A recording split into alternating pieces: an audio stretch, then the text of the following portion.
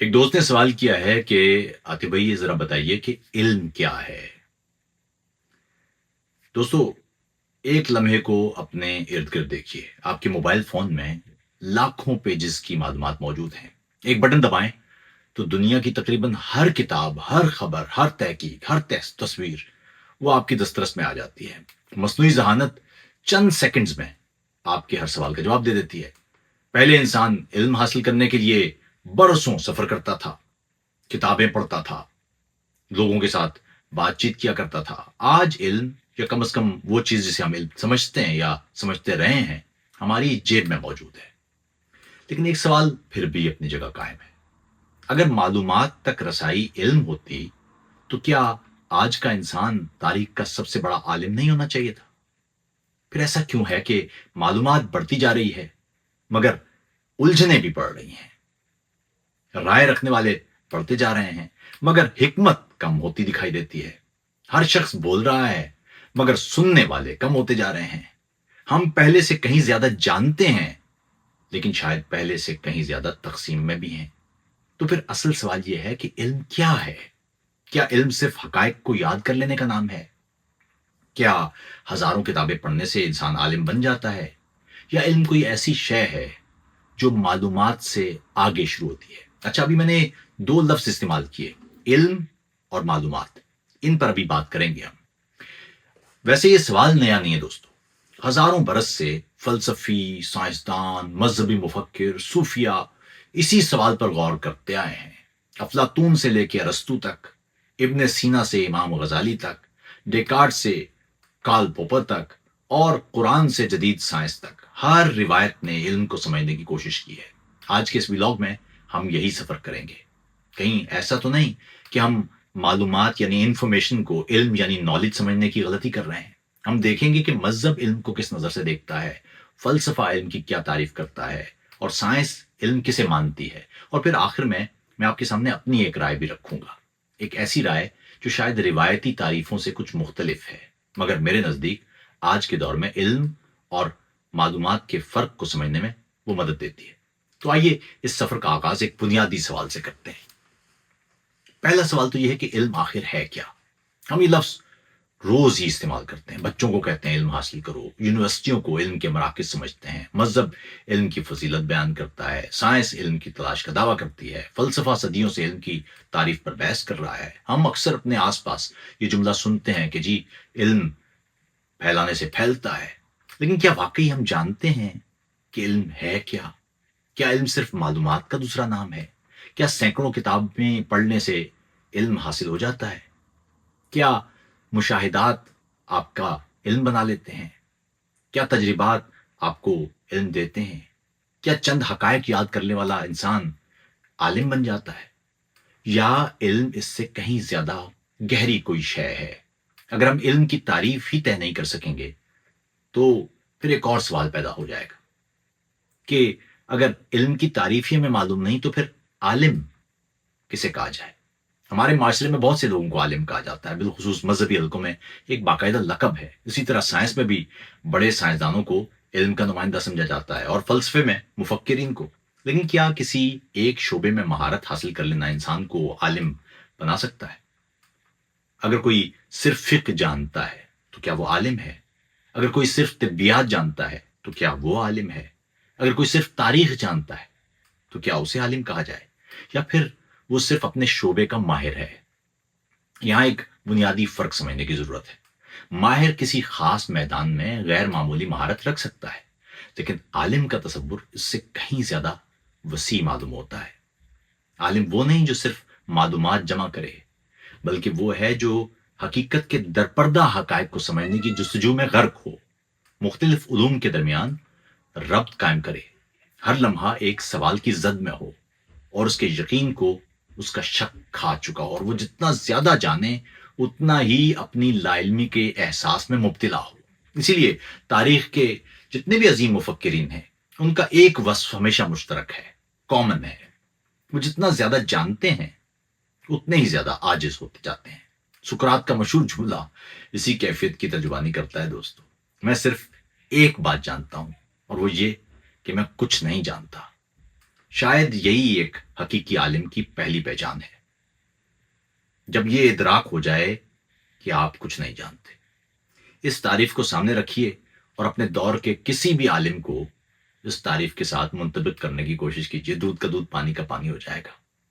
यहां आपको वो मिलेंगे जो सब जानते हैं, और ऐसा कोई नहीं मिलेगा जो ये एतराफ कर सके कि वो नहीं जानता। आलिम का बुनियादी वस्फ ही यही है कि वो अपनी मालूमात पर फख्र नहीं करता, बल्कि खुद को समझने के रास्ते का एक तालिब इल्म महसूस करता है, उससे गुजरता चला जाता है। अगर अब आपको ये एहसास हो जाए कि आप कुछ नहीं जानते, क्योंकि आपके सामने, आपके वजूद में सवालों का एक अंबार हो, तो समझिए कि आप इल्म के रास्ते पर हैं। और अगर हर शय का जवाब दस्तयाब हो, तो समझ लीजिए कि आप मालूमात के ढेर में गर्क हैं, इल्म से लेकिन दूर हैं। अच्छा, अब यहां सवाल पैदा होता है कि अगर इल्म मालूमात का नाम नहीं है, तो फिर इल्म और मालूमात में फर्क क्या है? क्या मालूमात इल्म को जन्म देती है, या इल्म मालूमात को पैदा करता है? आमतौर पर आप देखते हैं कि दोनों अल्फाज हम एक दूसरे के लिए इस्तेमाल करते हैं, लेकिन क्या वाकई इनके मानी एक ही हैं? अगर मैं आपको बताऊं कि पानी 100 डिग्री सेंटीग्रेड पर उबलता है, जमीन सूरज के गिर्द गर्दिश करती है, या इंसानी जिस्म में 200 से ज्यादा हड्डियां होती हैं, तो ये सब मालूमात है, कि इल्म तो नहीं है। आप उन्हें याद कर सकते हैं, दूसरों को सुना सकते हैं, इम्तिहान में लिख सकते हैं, बल्कि मसनूई ज़हानत भी एक लम्हे में ये सब आपको बता सकती है। तो क्या मसनूई ज़हानत आलिम है? क्या ये इल्म है? यहीं से मेरी राय रिवायती तारीफों से कुछ मुख्तलिफ हो जाती है। मेरे नज़दीक मालूमात और इल्म का ताल्लुक ईंटों और इमारत जैसा है। एक ईंट ईंट ही होती है, 10 ईंटें भी ईंटें ही रहती हैं, लेकिन जब वो एक खास तरतीब, रब्त और मकसद के साथ जुड़ती हैं, तो एक इमारत, कोई बाकायदा शक्ल, कोई ढांचा वजूद में आता है। उसी तरह एक एक हकीकत, एक एक मुशाहिदा और एक एक तजर्बा अलग अलग मालूमात हैं, मगर जब यही मालूमात आपस में जुड़ती हैं, तो एक दूसरे की वजाहत करती हैं, एक बड़ी तस्वीर बनाती हैं जो आम हालात में आप देख नहीं सकते। इंसान को सवाल के सामने ला खड़ा करती हैं, एक मुसलसल सवाल। यहीं से इल्म जन्म देता है। वो जब तक सवाल रहता है, तशकीक रहता है, जुस्तजू रहता है, तजब्जुब रहता है, गुमान रहता है, इल्म रहता है। जो ही आप उससे कोई नतीजा अख्ज़ करते हैं, उसका कोई मतलब निकालते हैं, वो मालूमात बन जाता है। यानी मालूमात फैलने से फैलती है, मालूमात फैलने से बढ़ती है। इल्म ना आप देते हैं ना आप लेते हैं, आप जो देते या लेते हैं वो मालूमात है।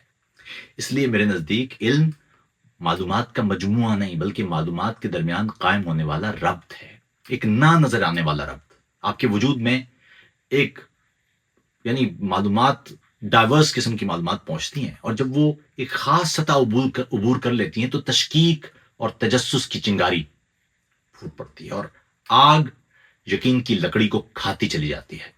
आप उम्र भर मजीद मालूमात का ईंधन उस पर उंडेलने की मुशक्कत की नजर हो जाते हैं, और वहां सवालात का अंबार धुएं की शक्ल में आपकी आंखें नम करता चला जाता है।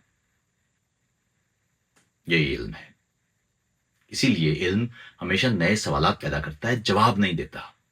जवाब मालूमात देती है। जब जब कोई जवाब इल्म के मद्दे मुकाबिल आता है, तो इल्म जवाब के टुकड़े करके उसे नए सवालों में बदल देता है। जिस दिन सवाल खत्म हो जाए, शायद उसी दिन इल्म का सफर भी खत्म हो जाता है। मगर यहां एक और दिलचस्प नुक्ता है। जब इंसान उस इल्म की बुनियाद पर किसी खास नतीजे पर पहुंचता है, किसी वाक़े की तशरीह करता है, किसी नजरिए की हिमायत करता है, या किसी सवाल का जवाब देता है, तो क्या वो इल्म रह जाता है? बिल्कुल नहीं। वो दरअसल एक नई मालूमात पैदा कर देता है। यानी मालूमात इल्म की बुनियाद बनती है, इल्म उनके दरमियान रब्त पैदा करता है, और फिर उसी इल्म से नई मालूमात जन्म ले लेती है। गोया इल्म और मालूमात एक दायरवी अमल का हिस्सा है, एक दूसरे को पैदा भी करते हैं, बदलते भी हैं, और मुसलसल आगे बढ़ाते भी हैं। लेकिन अगर ये बात दुरुस्त है, तो फिर एक सवाल पैदा होता है, हमें ये रब्त कायम करना सिखाता कौन है? कैसे कैसे ये रब्त पैदा हो सकता है कि बहुत सी मालूमात मेरे अंदर हो और वो इल्म में तब्दील हो जाए? क्या मजहब हमारे काम आता है? क्या फलसफा हमें कुछ सिखाता है? क्या साइंस हमें कुछ बताती है? या फिर ये तीनों इंसान को हकीकत तक, या हकीकत के सियाक तक, या हकीकत के दरपर्दा हकायक तक पहुंचने के मुख्तलिफ रास्ते फराहम करते हैं? इसी सवाल का जवाब तलाश करने के लिए अब हमें पहले मजहब की तरफ जाना होगा। کیونکہ دنیا کی تقریباً ہر بڑی مذہبی روایت نے علم کے بارے میں کوئی تصور ضرور پیش کیا ہے، مگر یہ دیکھنا ہوگا کہ مذہب نے علم کے بارے میں جو نظریہ پیش کیا اس پر مذہبی معاشرے ہمیشہ عمل بھی کر سکے یا اس سے مختلف ہو گئے۔ کیونکہ اگر کوئی چیز انسانی تہذیب کے آغاز سے انسان کے ساتھ چلی آ رہی ہے تو وہ مذہب ہے، یعنی جہاں سے آپ انسانی تہذیب دیکھتے ہیں، آرکیولوجی، وہاں پر آپ کو مذہب کسی نہ کسی شکل میں نظر آتا ہے۔ اور شاید ہی کوئی مذہب ایسا ہو جس نے علم کی اہمیت پر بات نہ کی ہو۔ یہاں بہت سارے دوست چونکہ اسلام سے تعلق رکھتے ہیں تو ذرا فوکس اسلامی کو کر لیتے ہیں۔ اسلام میں بھی علم کو غیر معمولی مقام حاصل ہے۔ قرآن کی پہلی وحی وہ اس حکم سے شروع ہوتی ہے، اقرا باسم ربک الذی خلق، پڑھ اپنے رب کے نام سے جس نے تجھے پیدا کیا۔ سوال یہ ہے کہ کیا یہ محض پڑھنے کا حکم ہے؟ یہ جاننے، سمجھنے اور رموز کائنات کے یعنی آپ سیکرٹس آف دا یونیورس اس کو پرکھنے کا نام ہے۔ اسی طرح قرآن بار بار انسان کو دعوت دیتا ہے کہ وہ آسمانوں اور زمین پر غور کرے، تاریخ سے سبق سیکھے، اپنی ذات پر فکر کرے اور عقل سے کام لے۔ قرآن میں بار بار کچھ الفاظ ہیں، یعقلون کا، تفکرون کا، یتدبرون کا، یفقہون کا، بہت سارے ایسے لفظ ہیں۔ گویا علم صرف یاد کرنے کا نہیں بلکہ سمجھنے، غور کرنے اور معنی دریافت کرنے کا عمل ہے۔ لیکن یہاں پر ایک اور سوال پیدا ہوتا ہے، اگر اسلام میں علم کی اتنی بنیادی اہمیت حاصل ہے تو پھر مسلم دنیا میں آج آپ کو علم کی ایسی حالت کیوں نظر آتی ہے؟ یہ سوال بہت حساس بھی ہے اور بہت ضروری بھی۔ اس کا آسان جواب دینا وہ موجود نہیں ہے، آسان بھی نہیں ہے۔ کچھ لوگوں کو اس کا سبب لگتا ہے سیاسی زوال، کچھ لوگ نوآبادیاتی دور پر الزام دھر دیتے ہیں، کچھ مذہبی جمود کو مورد الزام ٹھہراتے ہیں، کچھ تعلیمی نظام کو برا بھلا کہتے ہیں، اور کچھ ان تمام عوامل کے مجموعے کو اصل وجہ سمجھتے ہیں۔ یعنی یہ کیسا عجیب مذاق ہے کہ مذہب آپ کو غور و فکر کی دعوت دیتا ہے، مگر اسلامی تاریخ میں ایسا ایک بھی شخص نہیں گزرا جس نے غور و فکر کیا ہو اور سماج نے اسے کافر قرار نہ دے دیا ہو۔ یہ کیسے ممکن ہے کہ جس مذہب کی مقدس ترین کتاب رب زدنی علما کا ورد سکھاتی ہے، اسی مذہب میں علم کی تعریف ہی کچھ سے کچھ کر دی گئی ہے؟ یعنی ایک ایسا مذہب جس نے آپ کو غور و فکر کی دعوت دی ہے، اسی مذہب کے پیروکار آپ کو سوال کرنے سے روکتے ہیں۔ اس کا بظاہر مطلب سادہ سا ہے، قرآن ایک چیز ہے اور قرآن کی انسانی تعبیر دوسری چیز ہے، اور مذہب ایک چیز ہے اور مذہبی ادارے اور مذہبی قیادت دوسری چیز ہے۔ یہ فرق نہ سمجھا جائے تو بہت سی بحثیں الجھ جاتی ہیں۔ ہمارے یہاں تو اکثر کہا جاتا ہے کہ وہ جی آپ جب اسلام پر بات نہیں کر سکتے تو آپ مولوی پر بات کرتے ہیں۔ اچھا، عجیب معاملہ دیکھیے کہ دنیا بھر میں جو کسی بھی نظریے کے حامی افراد ہوتے ہیں، واقعی اگر اس نظریے سے محبت کرتے ہیں تو اس نظریے میں بھی کوئی خرابی پیدا ہونا تو اپنا سینہ آگے کر کے کہتے ہیں کہ صاحب وہ تیر اس پر نہ چلائیے، ہم پر چلائیے، اس کا قصور نہیں ہے، ہمارے نظریے کا قصور نہیں ہے، قصور ہمارا ہے۔ ہمارے یہاں معاملہ الٹا ہے۔ ہمارے یہاں مولوی کی طرف اگر کوئی تیر آ رہا ہو تو وہ تیر اپنے سامنے سے اپنا سینہ ہٹا کے مذہب کا سینہ آگے رکھ دیتا ہے اور کہتا ہے جی کہ یہ ہمارا قصور نہیں ہے، یہ آپ مذہب پر ہی حملہ کر رہے ہیں۔ اور ویسے سچی بات یہ ہے کہ یہ صرف اسلام کی تاریخ نہیں، آپ کو تقریباً ہر مذہبی روایت وہ اس کی تاریخ ایسے ہی ملے گی۔ جیسے جیسے مذہبی ادارے مضبوط ہوتے گئے، بعض اوقات روایات کی حفاظت کو سوال اٹھانے پر ترجیح دے دی گئی، حالانکہ سوال ہی علم کی پہلی شرط ہے۔ یہ بھی دلچسپ ہے کہ اسلامی تہذیب کے سنہری دور میں جب بغداد کا بیت الحکمہ یا قرطبہ اور بخارا یہ دنیا کے علم کے مراکز تھے، اسی زمانے میں مسلمان فلسفے، ریاضی، طب، فلکیات اور طبیات میں بھی نمایاں تھے۔ ابن الحیثم، ابن سینا، البیرونی، فارابی، ابن رشد، یہ بڑے مفکرین تھے۔ اور یہ صرف مذہبی علوم نہیں بلکہ انسانی علم کے تقریباً ہر شعبے میں اس دور میں بنیادی کردار ادا کیا گیا۔ شاید مذہب کی علمی جو طاقت کا اندازہ ہے وہ آپ اس کی تعلیمات سے نہیں بلکہ اس بات سے لگاتے ہیں کہ اس کے ماننے والے سوال پوچھنے، اختلاف کرنے اور نئی تحقیق کرنے کی کتنی آزادی رکھتے ہیں۔ اس سے معلوم ہو جاتا ہے کہ اس نظریے کے اس دنیا میں رہنے کا انسانوں کو کیا فائدہ ہے۔ لیکن ہمارے یہاں معاملہ الٹا کر دیا گیا۔ مذہب آپ کو تلقین کرتا ہے کہ آپ علم حاصل کریں، سوال کریں، غور و فکر کریں، اور آپ کے یہاں سوال کرنے، غور و فکر کرنے، اسی کو پاگل پن سمجھا جاتا ہے۔ اب دیکھیں قرآن میں حضرت سلمان کا ایک واقعہ ہے، عجیب واقعہ ہے۔ اس واقعے کو لفظی کی بجائے اس کے درپردہ معنی پر نگاہ کریں تو معنی پرت در پرت اور تہ در تہ کھلے گا۔ جب ملکہ سبا کا تخت لانے کی بات ہوئی تو ایک طاقتور جن نے اپنی قوت پیش کی، اور پھر قرآن ایک ایسے شخص کا ذکر کرتا ہے جس کا نام نہیں بتاتا، صرف یہ کہتا ہے کہ اس کے پاس کتاب کا علم تھا، اور وہ لکھا ہوا ہے کتاب کا کچھ علم تھا۔ تو اس نے کہا کہ میں اسے آپ کے پاس اس سے پہلے لے آؤں گا کہ آپ کی پلک جھپکے گی۔ اس آیت کی مختلف تفاسیر موجود ہیں، اور مفسرین اس شخصیت کی شناخت اور اس کے علم کی نوعیت پر وہ مختلف آرا رکھتے ہیں، لیکن کم از کم ایک بات واضح ہے دوستو، قرآن اس واقعے میں طاقت کے مقابلے میں علم کو نمایاں کرتا ہے۔ گویا حقیقی قوت صرف جسمانی طاقت نہیں بلکہ علم ہے۔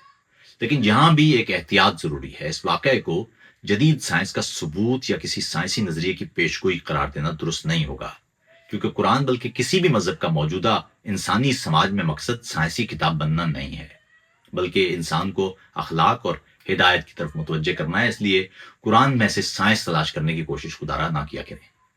اب سوال یہ ہے کہ اگر مذہب علم کو وحی، عقل اور تدبر کے امتزاج سے دیکھتا ہے تو پھر فلسفہ کیا کہتا ہے؟ کیا فلسفہ بھی علم کو کسی الہامی بنیاد سے جوڑتا ہے، یا وہ علم کی بنیاد صرف انسانی عقل میں تلاش کرتا ہے؟ یہی سوال فلسفے کی ایک پوری شاخ ہے جس کو علمیات یا ایپسٹیمولوجی کہتے ہیں، وہ اس کی بنیاد ہے۔ دلچسپ بات یہ کہ 2500 برس سے علم کسے کہتے ہیں کہ بحث جاری ہے۔ افلاطون کا خیال تھا کہ حقیقی علم صرف وہ نہیں جسے ہم اپنی آنکھوں سے دیکھتے ہیں، ہمارے حواس ہمیں دھوکہ بھی دے سکتے ہیں۔ اس کے نزدیک اصل حقیقت یا علم مادی دنیا سے بلند کسی جگہ موجود ہے، اور اصل علم اسی حقیقت کی دریافت کا نام ہے۔ اچھا، اسی کا شاگرد تھا ارسطو، اس نے اس سے اختلاف کیا۔ اس نے کہا کہ اگر حقیقت کو سمجھنا ہے تو دنیا کو دیکھنا ہوگا، اس کا مشاہدہ کرنا ہوگا، اس کا تجزیہ کرنا ہوگا، یعنی علم کا آغاز تجربے سے ہوگا۔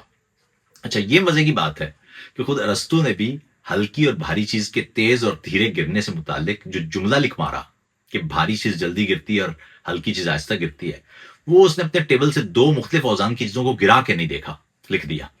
خیر، صدیوں بعد یورپ میں یہی اختلاف وہ ایک نئی شکل میں سامنے آیا۔ ایک طرف عقلیت پسند تھے جس کو ریشنلسٹ کہتے ہیں، ڈیکارٹ، ان کا خیال تھا کہ عقل علم کا بنیادی ذریعہ ہے۔ اچھا، ڈیکارٹ نے تو یہاں تک کہا ہے کہ میں شک کرتا ہوں کیونکہ میں سوچتا ہوں اس لیے کہ میں ہوں، یعنی اگر ہر چیز پر شک بھی کیا جائے تب بھی شک کرنے والا ذہن موجود ہوتا ہے، اور یہی یقین علم کی پہلی اینٹ ہے۔ اچھا، دوسری طرف جو تجربیت پسند تھے جیسے جان لاک اور ڈیوڈ ہیوم، ان کا کہنا تھا کہ انسان کا ذہن وہ پیدائش کے وقت ایک خالی تختی ہوتا ہے، انہوں نے ٹبولا راسا کہا تھا اسے، اور علم تجربے، مشاہدے اور حواس کے ذریعے حاصل ہوتا ہے۔ پھر 18ویں صدی میں امانویل کانٹ آیا، جسے ہمارے یار لوگ امانویل کانٹ کہتے ہیں، جرمن امانویل کانٹ۔ کانٹ نے کہا کہ شاید دونوں آدھا سچ کہہ رہے ہیں۔ اس کے مطابق نہ صرف عقل کافی ہے اور نہ صرف تجربہ۔ علم اس وقت پیدا ہوتا ہے جب انسانی ذہن تجربے کو اپنی عقلی ساخت کے ذریعے معنی دیتا ہے۔ گویا حقیقت تک پہنچنے میں دنیا بھی کردار ادا کرتی ہے اور ہمارا ذہن بھی، لیکن وہ پھر حقیقی علم کو انسانی تجربے سے ماورا ہی سمجھتا ہے۔ لیکن فلسفہ یہاں بھی رکتا نہیں۔ 20ویں صدی میں کارل پوپر نے ایک اور سوال اٹھایا، کیا کسی نظریے کو کبھی مکمل طور پر سچ ثابت کیا جا سکتا ہے؟ اس کا جواب تھا نہیں۔ سائنس اس لیے مضبوط نہیں کہ وہ اپنے نظریات کو ہمیشہ کے لیے ثابت کر دیتی ہے، بلکہ اس لیے کہ وہ انہیں غلط ثابت ہونے کے لیے ہمیشہ کھلا رکھتی ہے۔ یعنی ایک اچھا نظریہ وہ نہیں جس پر سوال نہ اٹھایا جا سکے، بلکہ وہ ہے جو ہر سوال سب کا سامنا کرنے کا تیار رہے۔ کوئی بھی سوال ہو سکتا ہے، اور شاید یہی فلسفے کا سب سے بڑا سبق بھی ہے۔ فلسفہ ہمیں یقین نہیں دیتا، وہ ہمیں سوال دیتا ہے۔ وہ ہمیں تیار شدہ جواب نہیں دیتا، بلکہ بہتر سوال پوچھنا سکھاتا ہے۔ اور شاید اس لیے سقراط نے کہا تھا، میں صرف اتنا جانتا ہوں کہ میں کچھ نہیں جانتا۔ لیکن اگر مذہب وحی کی بات کرتا ہے اور فلسفہ عقل اور سوال کی، تو سائنس کس بنیاد پر علم کو قبول کرتی ہے؟ کیا سائنس بھی سچ کی تلاش کرتی ہے، یا صرف ان وضاحتوں کی جو فی الحال سب سے بہتر ثابت ہوتی ہیں؟ سائنس کا سوال ہی اصل میں مختلف ہے۔ سائنس کہتی ہے دعویٰ کوئی بھی ہو، کسی طرح کا بھی ہو سکتا ہے، مگر سائنس وہی ہوگا جسے ہم پرکھ سکیں گے۔ یعنی ہم کسی دعوے کو جانچیں گے کیسے، یہ طے کرے گا کہ وہ دعویٰ درست ہے یا غلط. ایسا کوئی بھی دعویٰ جس کو جانچا نہیں جا سکتا وہ دعویٰ ہے تو رہے, سائنس کا اس سے کوئی لینا دینا نہیں ہے. یعنی فرق بہت عام ہے. سائنس کا کام حتمی سچائی کا اعلان کرنا نہیں ہے, بلکہ ایسے طریقے وضع کرنا ہے جن کے ذریعے کسی دعوے کو بار بار آزمایا جا سکے اور اس کا رزلٹ بھی ایک جیسا آئے. اگر تبدیل ہوگا تو دعویٰ بھی تبدیل ہو جائے گا. اسی لیے سائنس میں کسی بات کو آپ حتمی درست نہیں مانتے. اور یہ بھی کافی نہیں ہوتا کہ اتنے بڑے سائنسدان نے یہ بات کہہ دی تو ٹھیک ہی ہوگی. وہ اس وقت تک قابل قبول رہتی ہے جب تک تجربات اور شواہد اس کی تائید کرتے رہیں. اور اگر کل نئے شواہد سامنے آئیں تو سائنس اپنے ہی نظریات کو تبدیل کرنے میں بالکل نہیں ہچکچاتی ہے. یہی اس کی سب سے بڑی طاقت بھی ہے اور یہی اس کی سب سے بڑی کمزوری بھی ہے. طاقت اس لیے کہ وہ اپنی غلطیوں کو درست کر لیتی ہے, اور کمزوری اس لیے کہ وہ کبھی یہ دعویٰ نہیں کرتی کہ اب ہم نے حتمی سچ دریافت کر لیا ہے. مثلاً ایک زمانے میں مثال کے طور پر نیوٹن کی طبیعت کو کائنات کی مکمل وضاحت سمجھا جاتا تھا. پھر آئنسٹائن آئے, انہوں نے بتایا کہ نیوٹن کی کیلکولیشن ٹھیک ہے مگر توجیہ یا جو ایکسپلینیشن ہے وہ غلط ہے. بعد میں کوانٹم فزکس نے ایک اور زاویہ پیش کر دیا اور آئنسٹائن کا نظریہ درست ہونے کے باوجود نادرست ہو گیا. یعنی اب سائنس کے پاس, فزکس کے پاس ایک ریلیٹیوٹی ہے اور ساتھ میں کوانٹم میکینکس بھی ہے. یعنی گویا سائنس پرانی عمارت گرانے کے بجائے اس کے اوپر نئی منزلیں تعمیر کرتی ہے. اور یہی وجہ ہے کہ سائنس میں حقیقت وہ ایویڈنس, یعنی جو ہے وہ ایویڈنس زیادہ عام ہوتا ہے, حقیقت کوئی شے نہیں ہوتی. اس لیے سائنس میں ہم ایک جملہ استعمال کرتے ہیں ہائیلی لائکلی کا. یہ اس کی زیادہ چانسز ہے. آپ 11ویں منزل سے گریں گے تو اس ہائیلی لائکلی کہ آپ مر جائیں گے. سائنس کبھی نہیں کہے گی کہ آپ مریں گے. اور شاید اسی لیے ایک اچھا سائنسدان اپنے نظریے سے محبت نہیں کرتا, وہ شواہد سے محبت کرتا ہے. اگر شواہد اس کے خلاف چلے جائیں تو وہ اپنا نظریہ بدل دیتا ہے, 1 منٹ نہیں لگاتا.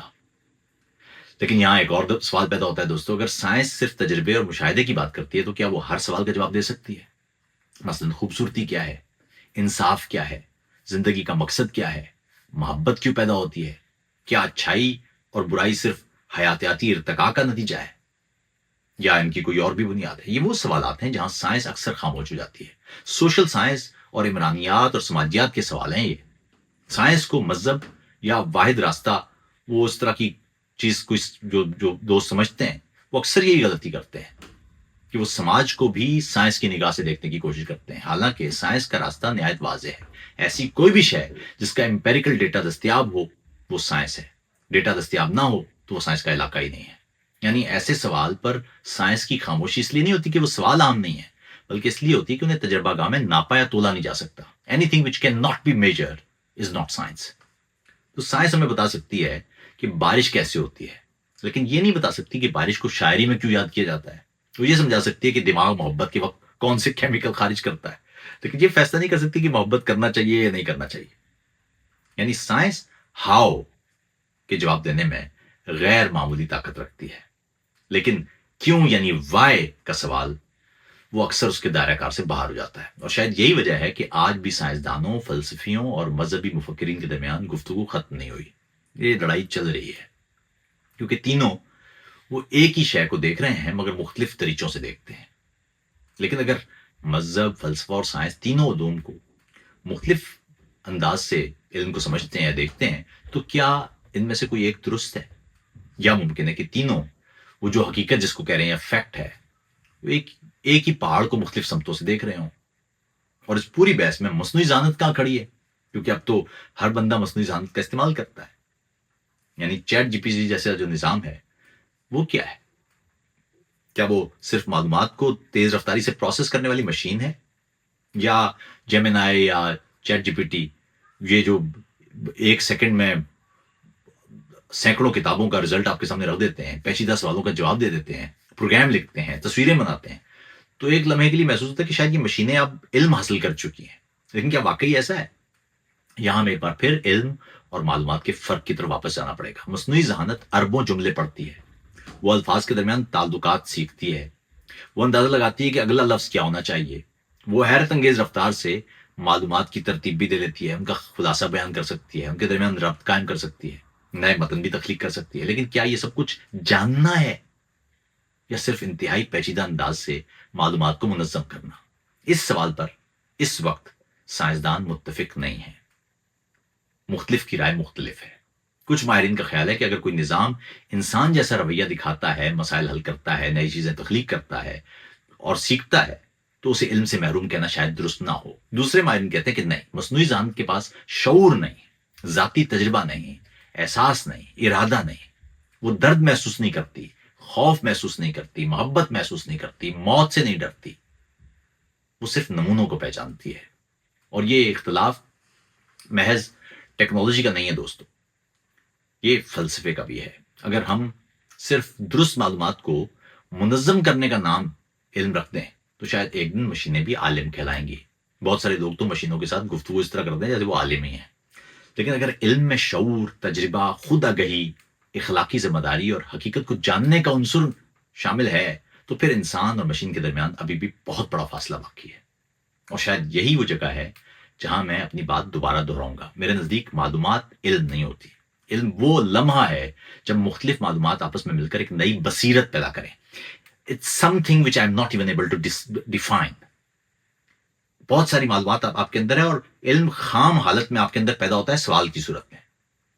یعنی بصیرت کا وہ لمحہ ہے جب وہ علم انسان کی شخصیت اور فیصلوں اور کردار کا حصہ بن جاتا ہے۔ اگر ایسا ہے دوستو تو پھر شاید علم کی ایک اور منزل بھی ہے۔